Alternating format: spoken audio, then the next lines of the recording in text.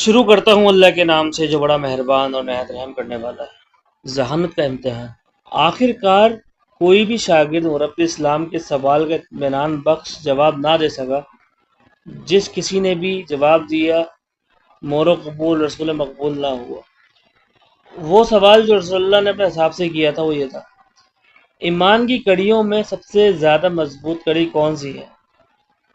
ایک صحابی نے جواب دیا نماز۔ رسول اللہ نے ارشاد فرمایا نہیں۔ دوسرے نے عرض کی زکوٰۃ۔ حضرت نے فرمایا نہیں۔ تیسرے نے جواب دیا روزہ۔ حضرت نے فرمایا نہیں۔ چوتھے نے جواب دیا حج و عمرہ۔ حضرت نے فرمایا نہیں۔ پانچویں نے عرض کی جہاد۔ حضرت صلی اللہ علیہ وآلہ وسلم نے فرمایا نہیں۔ خلاصہ یہ ہے کہ تمام حاضرین میں سے کوئی مناسب جواب نہ دے سکا۔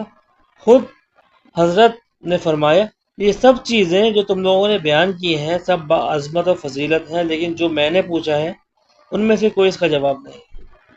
ایمان کی کڑیوں میں سب سے نمایاں کڑی یہ ہے کہ خدا کی خوشنودی کی خاطر دوستی اور خدا کی رضایت کی خاطر دشمنی۔